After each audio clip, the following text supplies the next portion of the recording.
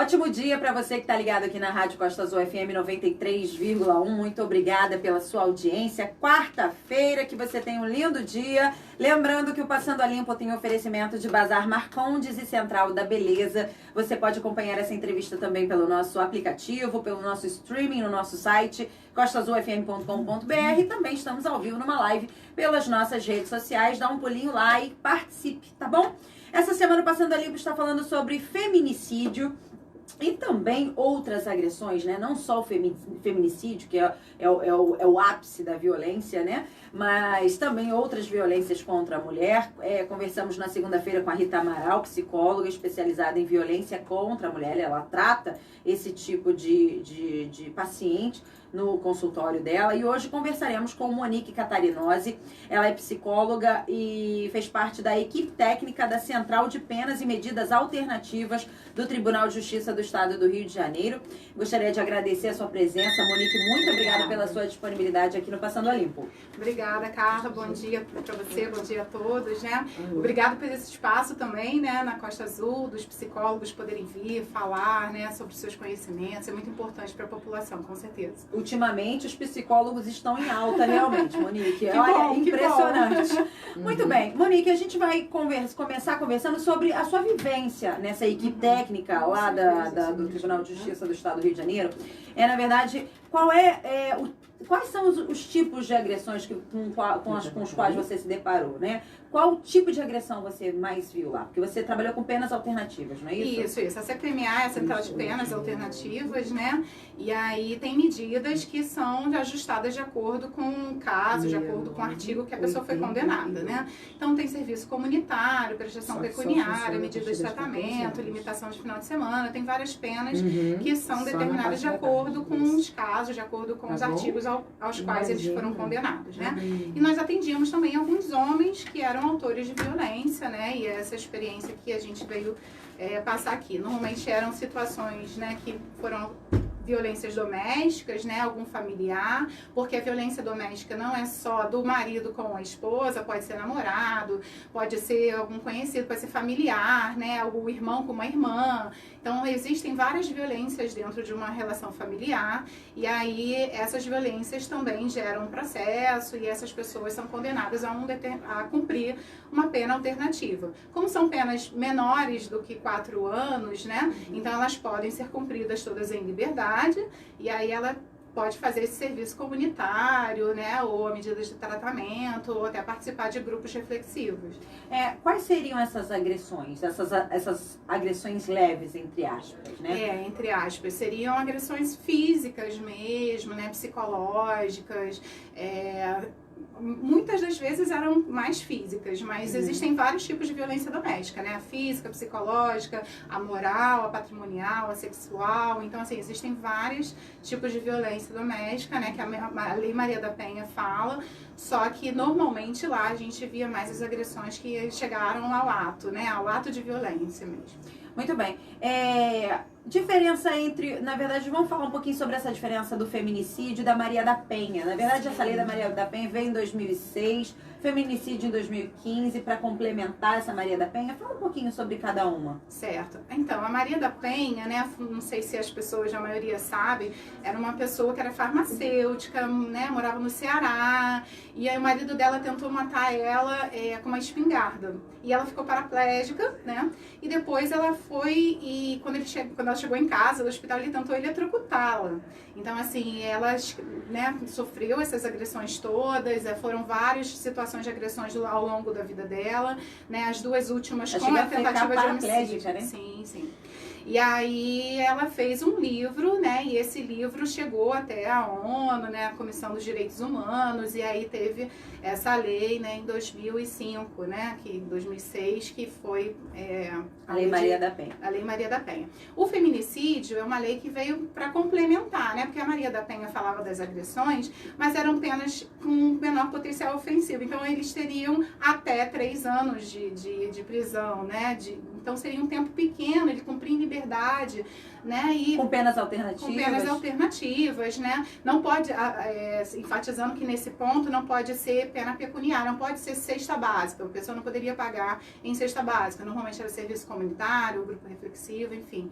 Mas a lei do feminicídio veio para complementar porque eram casos diferentes. Né, tentativa de homicídio, né, tentativa de matar uma mulher é uma coisa muito mais grave, né? Então, o feminicídio, essa lei do feminicídio veio posteriormente complementando porque são leis com penas maiores, né? São penas que podem chegar até 30 anos, né, até muito mais tempo. Comparadas ao homicídio, sim, né? Mas aí sim. se chama feminicídio por conta do gênero.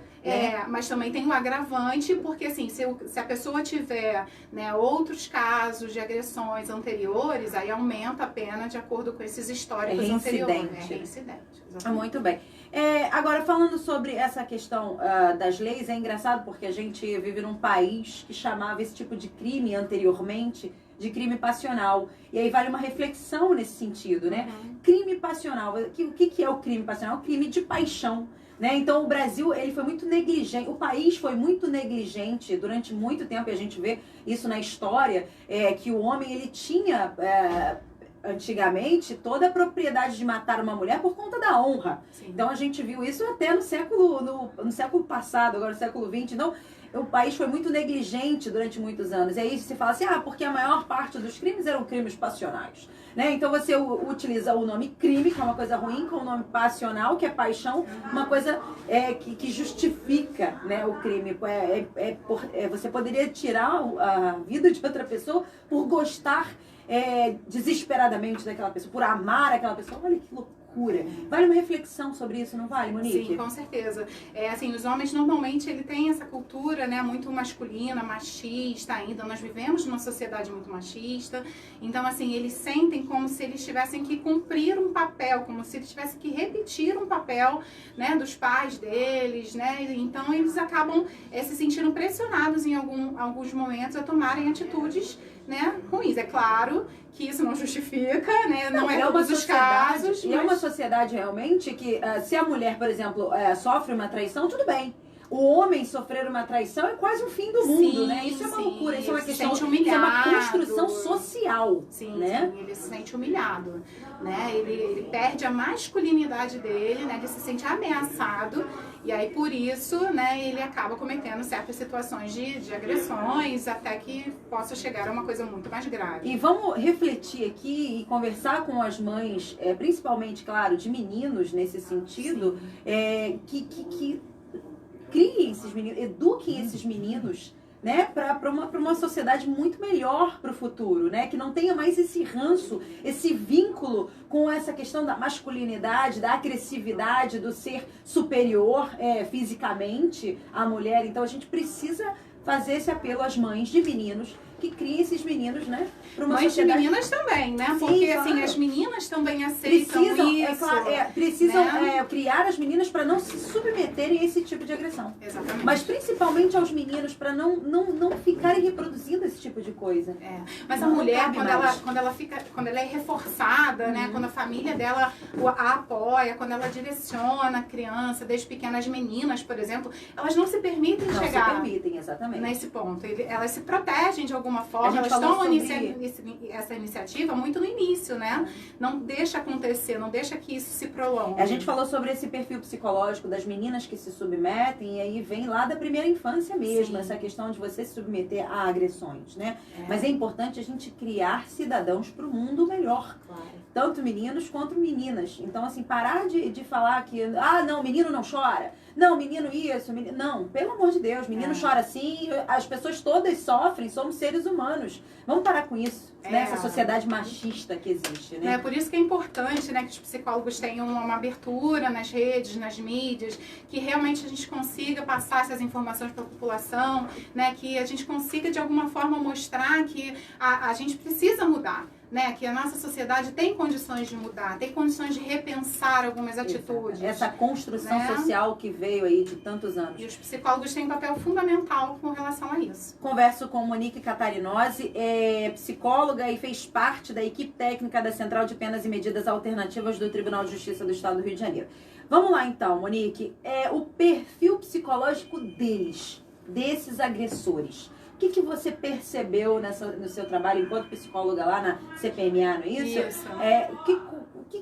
Qual perfil você traçou desses agressores? Assim, eu percebi algumas coisas que eram muito comuns. Por exemplo, os homens normalmente atribuíam essa agressão ao uso de álcool e outras drogas, né? E aí a gente entra também no âmbito da saúde, né? Então, assim, eles argumentavam que tinham perdido o controle devido ao abuso do álcool e de alguma outra droga. Dava uma desculpa para aquilo acontecer. E também por presenciar, assim, fazendo entrevistas, conhecendo um pouco mais, a gente percebeu também que essas pessoas, elas passaram por um histórico de violência familiar desde muito pequeno, convivendo com situações de agressões, sendo agredidos, né? Então, assim, eles passaram por um histórico desde muito novo, com muitas histórias familiares, né?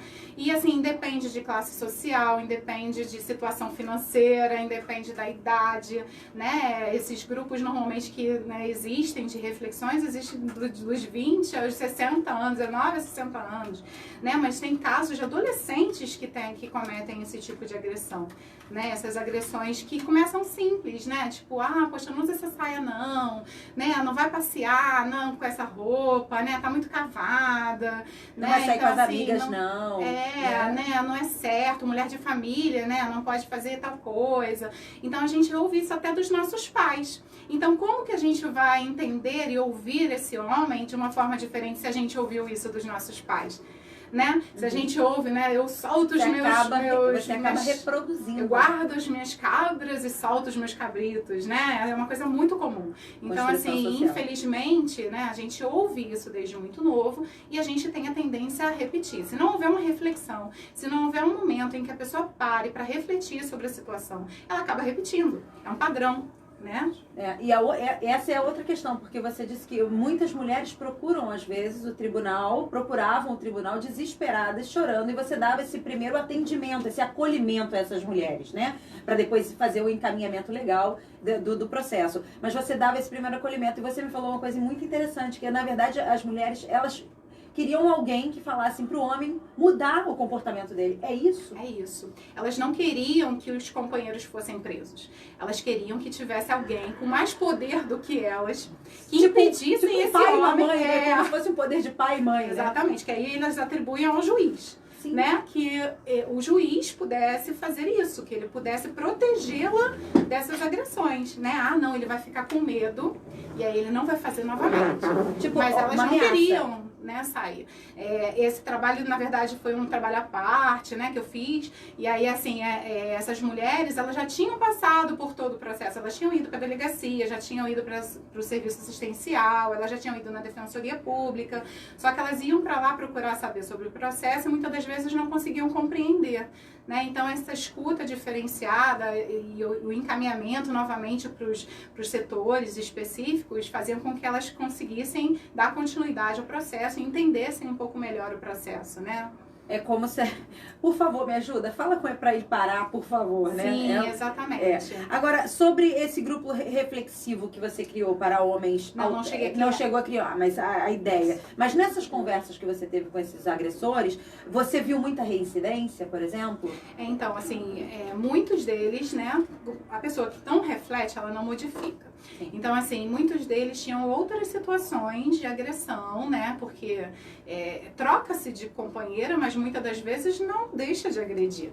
Né? Então, assim, na verdade, baseado em processos, em grupos reflexivos que existem no judiciário de diversos estados, existem esses grupos que funcionam e têm um resultado muito bacana.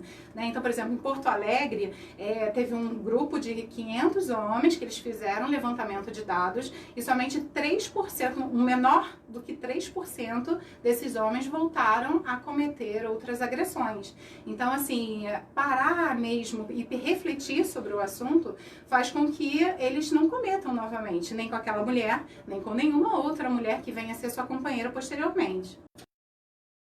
íntima, né? Você se reformar intimamente, isso é o mais importante, né? E os grupos normalmente eles têm vários temas, né, que são abordados sobre essa questão de gênero, sobre essa questão de masculinidade, né, sobre a visão que eles têm sobre a mulher, né, que papel é esse que eles desempenham na sociedade, por que é tão vergonhoso a mulher não fazer daquela forma que ele queria. Então, assim, ele acaba refletindo sobre esses passos, né, que levaram ele até essas ações, e aí ele tenta fazer de forma diferente para que não tenha, talvez, outro problema. Mas, a princípio, normalmente, é o judiciário que impõe que eles participem desses grupos, né? Normalmente, como a pena alternativa. Como uma pena, né? Mas chegando lá, participando desses grupos, muitas das vezes, né? São mulheres que fazem esses grupos, normalmente, são mulheres psicólogas e assistentes sociais, e aí é muito ruim para eles também, né? Tipo assim, eu vim aqui para